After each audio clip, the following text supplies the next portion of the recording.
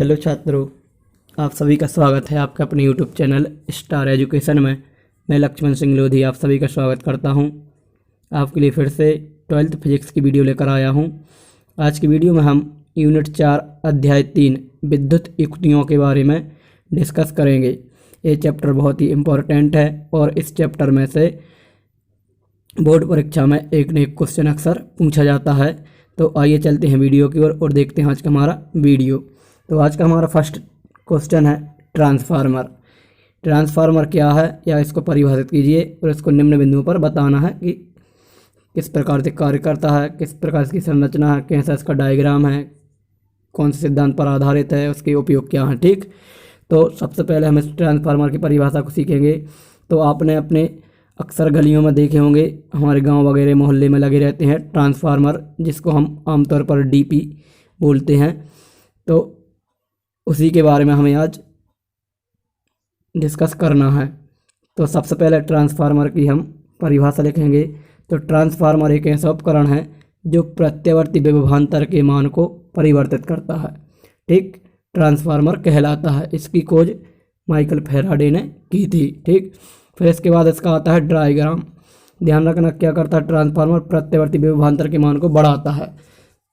जहाँ पर विद्युत प्राप्त किया, विद्युत बनाई जाती है, वहाँ पर क्या होता है, हमें बहुत कम वोल्टेज प्राप्त होता है। मान चलो 220 वोल्ट का हमें विभवांतर मिल रहा है। अब इतना सा विभवांतर यदि हम लंबी दूरियों तक भेजेंगे तो हमें बहुत हानि होगी। ठीक, तो इस विभवांतर के मान को बढ़ाने के लिए हम एक ट्रांसफार्मर का उपयोग करते हैं, जिसे हम बोलते हैं उच्चाई ट्रांसफार्मर। ट्रांसफार्मर दो प्रकार के होते हैं, एक होता है उच्चाई, हम आगे इनको डिटेल से ही पढ़ेंगे, और एक होता है अपचाई।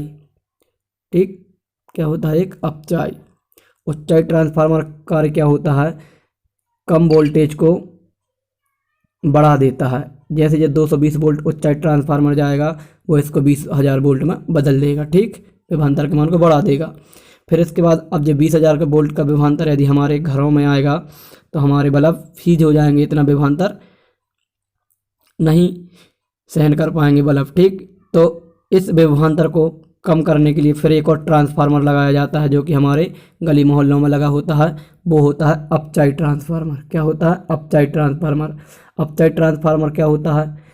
यह जो 20,000 वोल्ट का विभवांतर है उसको फिर दोबारा से 220 वोल्ट में कन्वर्ट कर देता है। ठीक, और फिर वो वोल्ट हमारे घरों में आ जाता है। ठीक, तो ध्यान रखना, ट्रांसफार्मर दो प्रकार के होते हैं, एक उच्चाई और एक अपचाई। उच्चाई मतलब विभवांतर को बढ़ा देता है और अपचाई विभवांतर के मान को कम कर देता है। तो ये डायग्राम बना हुआ है, सही तरीके से नहीं दिख रहा है, तो इस डायग्राम को हम कंप्लीट करेंगे।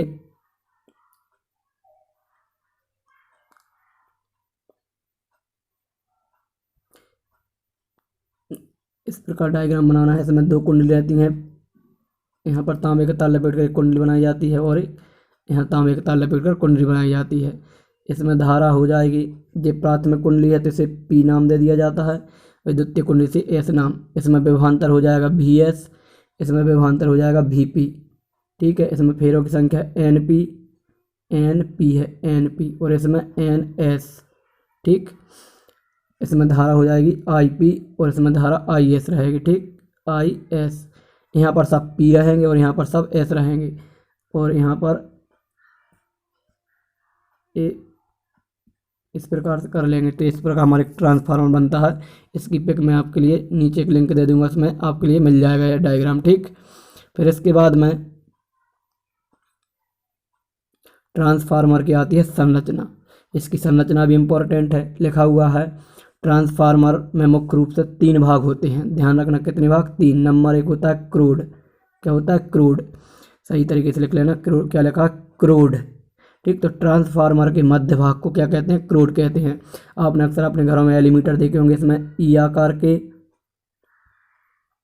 और एल आकार की पत्तियां रहती हैं। ठीक, तो वो किसकी बनी होती है? नर्म लोहे की बनी होती हैं। उन्हीं से हम क्या बनाते हैं? क्रूड बनाते हैं। ठीक, क्या बनाते हैं? क्रूड, जो मध्य भाग होता है। ठीक, तो यह नर्म लोहे का बना होता है। ट्रांसफार्मर का क्रूड बनाने के लिए नर्म लोहे का आयताकार प्लेट के मध्य भाग को काट कर अलग कर दिया जाता है तथा इसकी विभिन्न फ्रेम बनाकर एक के बाद एक रख दी जाती हैं और प्रत्येक 2 फ्रेमों के मध्य कुछ चालक पदार्थ का लेप लगाया जाता है, ठीक है, ताकि वे एक दूसरे टच ना हो। इस प्रकार आवश्यक मोटाई का क्रोड बना लिया जाता है, ठीक। और यह क्रोड कैसा होता है? पटलित। पटलित क्यों बनाया जाता है? क्योंकि भंवर धारा इसमें उत्पन्न ना हो सके, ठीक। फिर इसके बाद आती है प्राथमिक कुंडली। तो प्राथमिक कुंडली क्या होती है? ट्रांसफार्मर की जिस कुंडली पर विभवांतर लगाना है, तो एक कुंडली पर हम विभवांतर लगाते हैं और दूसरी कुंडली से हमें विभवांतर मिलता है, ठीक। इस पर लगाते हैं और यहाँ से हमें मिलता है, ठीक। तो ट्रांसफार्मर की जिस कुंडली पर विभवांतर लगाया जाता है वो उसकी प्राथमिक कुंडली कहलाती है और ट्रांसफार्मर की प्राथमिक कुंडली उसके क्रोड की एक भुजा पर तांबे का तार लपेटकर बनाई जाती है, ठीक। फिर इसके आती है द्वितीय कुंडली। तो द्वितीय कुंडली क्या होगी? जहाँ से हम विभवांतर को प्राप्त करेंगे। तो ट्रांसफार्मर की जिस कुंडली से निर्गत प्रत्यवर्ती विभवांतर प्राप्त किया जाता है उसे ट्रांसफार्मर की द्वितीय कुंडली कहते हैं। यह कुंडली प्राथमिक कुंडली के सामने वाली भुजा पर तांबे का तार लपेटकर बनाई जाती है, ठीक। फिर इसके बाद आती है इसकी कार्यविधि। कार्यविधि इंपॉर्टेंट है और ईजी भी है। क्या लिखा है? जिस प्रत्यवर्ती विभवांतर के मान को परिवर्तित करना होता है उसे ट्रांसफार्मर की प्राथमिक कुंडली पर लगाते हैं तथा प्राथमिक कुंडली में धारा प्रवाहित होने से उसकी द्वितीय कुंडली संबद्ध चुंबकीय फ्लक्स में परिवर्तन होगा। अब 2 कुंडली हैं तो समझ जाना अन्य प्रेरण की घटना हो रही है, ठीक, जिससे द्वितीय कुंडली में प्रेरित विद्युत वाहक बल उत्पन्न हो जाता है, ठीक है। ये घटना हम पीछे पढ़ चुके हैं। फिर इसके बाद यदि द्वितीय कुंडली का परिपथ बंद है तो उसमें प्रेरित धारा भी क्या हो जाएगी? उत्पन्न हो जाएगी, ठीक। प्रेरित धारा क्या होगी? उत्पन्न। द्वितीय कुंडली में फेरों की संख्या बढ़ाकर या घटाकर विभवांतर का मान बढ़ाया या घटाया जा सकता है, ठीक। इस प्रकार ट्रांसफार्मर का उपयोग प्रत्यवर्ती विभवांतर के मान को परिवर्तित करने में किया जाता है। तो ध्यान रखना, जितनी ज़्यादा फेरों की संख्या बढ़ाएंगे उतनी ही ज़्यादा हमें विभवांतर का मान मिलेगा, ठीक। तो इससे आपको समझ में आ रहा होगा, फेरों की संख्या अधिक है तो विभवांतर अधिक प्राप्त होगा। यानी क्या मतलब है? यदि हमने यहाँ कम फेरे लगाए और यहाँ हमने क्या कर दिया? ज़्यादा फेरे लगा दिए, तो देखो यहाँ कम विभवांतर दिया, कम विभवांतर होगा, यहाँ से हमें ज़्यादा विभवांतर मिल रहा है क्योंकि फेरे अधिक हैं। देखो कम से ज़्यादा, तो ये कौन सा हो गया? उच्चाई ट्रांसफार्मर। तो इससे आपको एक बात समझ में आई कि उच्चाई ट्रांसफार्मर की जो दूसरी कुंडली होती है उसमें फेरों की संख्या अधिक होती है, ठीक है। और यदि इसके हमें अपोजिट करें, यहाँ पर हम ज़्यादा फेरे कर दें और यहाँ पर कम फेरे रहें, तो यहाँ पर हमने 20,000 वोल्ट का विभवांतर दिया और यहाँ से हमें 220 का मिला क्योंकि यहाँ ज़्यादा फेरे हैं, यहाँ कम फेरे हैं, ठीक है। तो कम मिल रहा है, तो कम मिल रहा है मतलब अपचाई ट्रांसफार्मर, और अपचाई ट्रांसफार्मर में क्या होगा? द्वितीय कुंडली में फेरों की संख्या कम होगी, ठीक। ध्यान रखना, ऑब्जेक्ट वगैरह में पूछ ले जाते हैं कि किस ट्रांसफार्मर की द्वितीय कुंडली में फेरों की संख्या कम होगी, तो अपचाई में कम होगी और उच्चाई में अधिक होगी। फिर इसके बाद आता है इसका सिद्धांत।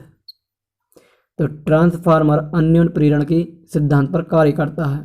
माना कि ट्रांसफार्मर की प्राथमिक व द्वितीय कुंडली में फेरों की संख्या N1 व N2 हैं। इनमें प्रवाहित धाराएं क्रमशः I1 व I2 एवं विभवांतर V1 व V2 P और S भी प्रदर्शित करते हैं। 1 और 2, 1 का मतलब प्रथम कुंडली, 2 का मतलब द्वितीय कुंडली, ठीक है। ट्रांसफार्मर की प्राथमिक कुंडली पर लगाया गया प्रत्यवर्ती विभवांतर फैराडे के विद्युत चुम्बकीय प्रेरण के द्वितीय नियम से, तो क्या हो जाएगा?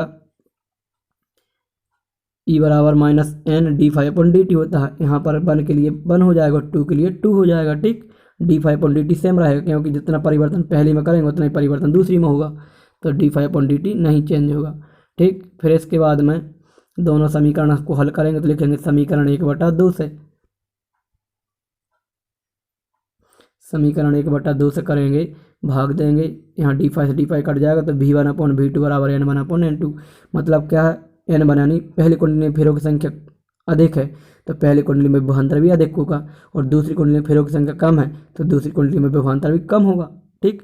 फेरों की संख्या में जो परिवर्तन करेंगे वही परिवर्तन विभवांतर में होगा, ध्यान रखना, ठीक। जितने ज़्यादा फेरे होंगे उतने ज़्यादा विभवांतर प्राप्त होगा। फिर आते हैं ऊर्जा संरक्षण के सिद्धांत से, ठीक। अब इसमें शक्ति देखेंगे तो प्राथमिक कुंडली पर लगाई गई शक्ति और द्वितीय कुंडली से उत्पन्न शक्ति, तो क्या हो जाएगा? P1 बराबर P2, ये 2 है, ठीक। तो P बराबर होता है Vy, तो यहाँ V1 I1, यहाँ V2 I2। फिर क्या करेंगे? हमसे V1/V2 को मान निकालेंगे तो I2/I1, ठीक। दोनों समीकरण को मिलाकर लिख देंगे तो यह जाएगा V1 बराबर N1 और यहाँ I2। बस आपको यह ध्यान रखना है कि यदि फेरों की संख्या ज़्यादा है तो धारा का मान कम होगा, और यदि फेरों की संख्या कम है तो धारा का मान ज़्यादा होगा। लेकिन विभवांतर में उल्टा होता है, जितने ज़्यादा फेरे उतना ज़्यादा विभवांतर, लेकिन जितने ज़्यादा फेरे उतनी ही कम धारा प्रवाहित होगी। ठीक, ध्यान रखना। फिर इसके बाद आते हैं इसके उपयोग। तो उपयोग में नंबर 1 आता है हमारा, दोनों ट्रांसफार्मर का उपयोग साथ में मिलाकर लिखेंगे। तो उच्चाई ट्रांसफार्मर का उपयोग एक स्थान से दूसरे स्थान तक विद्युत सप्लाई में किया जाता है। अपचाई ट्रांसफार्मर का उपयोग वेल्डिंग मशीन में किया जाता है। उच्चाई ट्रांसफार्मर का उपयोग टेलीविज़न रेडियो में किया जाता है। और अपचाई ट्रांसफार्मर का उपयोग रेफ्रिजरेटर फ्रिज में, ठीक, मोटर आदि में किया जाता है। अब आता है हमारा ट्रांसफार्मर के प्रकार। तो पहला है उच्चाई ट्रांसफार्मर। उच्चाई स्टेप अप ट्रांसफार्मर, नाम से स्पष्ट, ऊंचाई मतलब ऊंचा करेगा, तो विभवांतर के मान को यह क्या करता है, बढ़ाता है। ठीक, तो ऐसा ट्रांसफार्मर जिसका उपयोग प्रत्यावर्ती विभवांतर के मान को बढ़ाने के लिए किया जाता है उच्चाई ट्रांसफार्मर कहलाता है। अब उच्चाई ट्रांसफार्मर की जो ट्रांसफार्मर नियतांक रहता है उसका मान 1 से अधिक होता है, ध्यान रखना। ठीक, ऑब्जेक्ट में पूछ लिया जाता है। और इस ट्रांसफार्मर की दूसरी कुंडली में फेरों की संख्या अधिक होती है और पहली कुंडली में फेरों की संख्या कम। अब दूसरी कुंडली में फेरों की संख्या अधिक है तो दूसरी कुंडली पर विभवांतर का मान भी कैसा होगा, अधिक होगा। ठीक है, और पहली कुंडली में विभवांतर का मान कम होगा। अब दूसरी कुंडली में फेरों की संख्या अधिक है तो दूसरी कुंडली में धारा का मान कम होगा, और पहली कुंडली में फेरों की संख्या कम है तो धारा का मान कैसा होगा, अधिक होगा। ठीक, आपको सिस्टमेटिक तरीके से इसमें से लिखना है, लेकिन मैं आपके लिए समझा रहा हूँ। ठीक, अब दूसरी कुंडली में धारा का मान कम है तो उसका प्रतिरोध और प्रतिबाधा कैसी हो जाएगी, अधिक हो जाएगी। ठीक, और जबकि प्रतिबाधा प्रतिरोध क्या हो जाएगी, अधिक। और प्राथमिक कुंडली में धारा तेज स्पीड से बह रही है तो उसकी प्रतिबाधा और प्रतिरोध कैसे हो जाएंगे, अधिक हो जाएंगे। ठीक, फिर इसके बाद आता है इसका डायग्राम। थोड़ा सा और बता सकते हैं कि इस ट्रांसफार्मर का उपयोग विद्युत सप्लाई में किया जाता है। ठीक, और बाकी आप डिटेल से यहाँ से आप नोट करेंगे। ठीक, ये डायग्राम बनाना है, आपको दिख रहा होगा। इसमें पहली कुंडली में फेरों की संख्या कम है, दूसरी में अधिक है, और बाकी ये विभवांतर दिए गए हैं। और आपको यहाँ से ये स्ट्रक्चर याद रखना है, आपको ये याद रखना है। यहाँ से आप पूरी परिभाषा लिख देंगे कि क्या है, नियतांक, ट्रांसफार्मर नियतांक। और 2 का मतलब दूसरी कुंडली, 1 का मतलब पहली कुंडली। तो दूसरी कुंडली में फेरे कैसे हैं, अधिक हैं, जिसकी ओर मुँह खुला उसका मान अधिक। दूसरी कुंडली में विभवांतर भी अधिक है, लेकिन पहली कुंडली में धारा अधिक रहेगी क्योंकि इसमें फेरे कम हैं, और दूसरी कुंडली की प्रतिबाधा अधिक रहेगी। ठीक,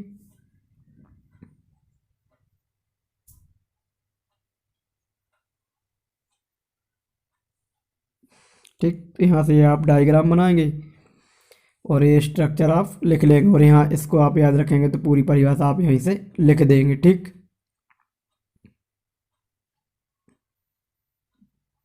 फिर इसके बाद में आता है हमारा सेकंड अपचाई transformer, step down transformer. Down मतलब नीचे करना, तो इसका उपयोग कहाँ किया जाएगा, प्रत्यावर्ती विभवांतर को कम करने के लिए। ठीक, ये बिल्कुल ऊंचाई का अपोजिट है।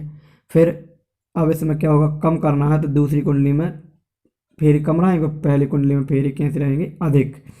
अब इसके बाद में जब इसमें अधिक फेरी हैं तो प्राथमिक कुंडली में विभवांतर अधिक होगा और दूसरी कुंडली में विभवांतर कम होगा। अब इसमें फेरे अधिक है तो धारा कैसी होगी, कम होगी। धारा कैसी होगी, कम। और इसमें धारा होगी अधिक। अब इसमें धारा कैसी है, कम है। धारा कैसी है, कम है, तो इसका प्रतिरोध और प्रतिबाधा अधिक है, लेकिन इसमें धारा स्पीड से बह रही तो प्रतिरोध और प्रतिबाधा इसमें कम होगी। फिर इसके बाद में इसमें ट्रांसफार्मर नियतांक का मान 1 से कैसे होगा, कम होगा।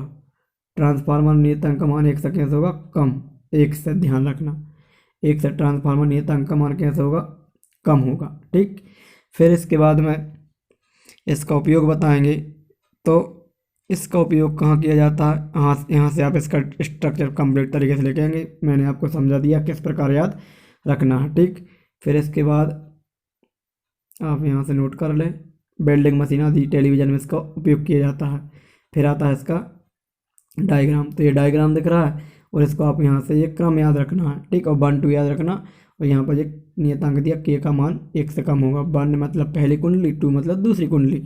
ठीक, ये पहली कुंडली में फेर याद है कि इसमें कम है, तो ये स्ट्रक्चर आप यहाँ से याद रखेंगे। फिर आती है ट्रांसफार्मर की परिभाषा, ट्रांसफार्मर की दक्षता और उसकी परिभाषा। दक्षता मतलब होता है किस प्रकार से, कितने स्पीड से कितना हमें लाभ दे रहा है, कितने अच्छे से काम कर रहा है, इसकी दक्षता कितनी है। यानी इसको हमने 20 वोल्ट का विभवांतर दिया तो हमें कितना वोल्ट का विभवांतर दे रहा है, तो ये इसकी दक्षता रहेगी। तो लिखेंगे कि ट्रांसफार्मर की जो दक्षता है उसकी परिभाषा होगी, हमें दूसरी कुंडली से विभवांतर मिलेगा तो जो प्राप्त हो रहा है उसे ऊपर रखेंगे और जो दिया जा रहा है उसे नीचे। ठीक, तो ट्रांसफार्मर की द्वितीय कुंडली से प्राप्त ऊर्जा प्राथमिक कुंडली को दी गई ऊर्जा के अनुपात में, जो अनुपात होता है दोनों में, दी गई ऊर्जा और प्राप्त ऊर्जा और दी गई ऊर्जा में जो अनुपात है, ऊपर लिखा जाता है प्राप्त ऊर्जा और नीचे लिखा आता है दी गई ऊर्जा, उनमें जो अनुपात है वही क्या कहलाती है, ट्रांसफार्मर की दक्षता। इसे ईटा इस प्रकार से आप बनाएंगे। ठीक, ईटा से प्रदर्शित करते हैं, उसका जो दक्षता है 90 से 95% होती है। यानी कहने का तात्पर्य क्या है कि हमने 20 वोल्ट का विभवांतर दिया तो हमें 18 वोल्ट का विभवांतर मिल रहा है। अब इसमें जो 2 वोल्ट का विभवांतर है वो कहाँ चला गया, तो इसमें हमें कुछ हानि हो रही है। ठीक, तो पहले इसके हम सूत्र की स्थापना करेंगे। तो ट्रांसफार्मर की दक्षता बराबर द्वितीय कुंडली से प्राप्त ऊर्जा प्राथमिक को दी गई ऊर्जा, ईटा बराबर P2/P1, P बराबर VI होता है। मान रख देंगे तो P2 के लिए हो जाएगा V2I2, 1 के लिए V1I1। फिर इसके बाद में 100 का इंटू करके हम इसका प्रतिशत निकाल देते हैं। ठीक, ये फॉर्मूला है। अब हमें जो 2 वोल्ट की ऊर्जा हानि हो रही है तो कहाँ हो रही है, उसे किस प्रकार कम कर सकते हैं, तो वो होती है, हमें 4 प्रकार से हानि होती है। तो लिखेंगे ऊर्जा हानि एवं कम करने के उपाय। तो व्यवहार में द्वितीय कुंडली से जो प्राप्त ऊर्जा है वो दी गई ऊर्जा से थोड़ी कम होती है। इस हानि को हमें कम करने के लिए कुछ उपाय बताए गए हैं। ठीक, तो पहली होती है ताम्र हानि। ताम्र हानि मतलब होता है तांबे के तार में जो हानि हो रही है, यानी जैसे ऊष्मा देंगे तांबे का तार कुछ गर्म होगा तो उसमें कुछ ऊष्मा निकलेगी तो वो हमें हानि हो रही है। अब उसे हमें कम करना है तो क्या करते हैं, इसमें कम करने के लिए कुंडलियों के जो तार होते हैं उनमें हमें सामंजन करना पड़ता है, किस कुंडली को मोटे तार का बनाना है, किस कुंडली को पतले तार का। तो यहाँ पर आप सब लिखा हुआ है, आप यहाँ से नोट कर लें। फिर इसके बाद दूसरी हानि होती है लोह हानि। लोह हानि मतलब उसका जो क्रोड बना होता है वो नर्म लोहे का बना होता है। अब उसे हानि कम करेंगे तो क्या करना पड़ेगा, तो उसका ट्रांसफार्मर जो क्रोड है हमें पटलित बनाना पड़ेगा। पटलित बनाएंगे तो हमें क्षेत्रफल कम, हमारा जो क्षेत्रफल होगा कम होगा, क्षेत्रफल कम होगा तो भंवर धारा का मान भी कम होगा, भंवर धारा उसमें उत्पन्न ना हो पाए, इसलिए हमें ट्रांसफार्मर क्रोड पटलित बनाना पड़ता है। फिर इसके बाद आती है शैथिल्य हानि। शैथिल्य हानि यानी चुंबकित और विचुंबकित होने की जो घटना होती है वो कहलाती है शैथिल्य हानि। अब इसे कम करना है, क्या करना है, कम। तो कम करने के लिए हमें क्या करना पड़ता है, कम करने के लिए हमें ट्रांसफार्मर के क्रोड नर्म लोहे के बनाए जाते हैं। कैसे बनाने पड़ते हैं, नर्म लोहे के। ठीक है, फिर इसके बाद आता है चुंबकीय क्षरण।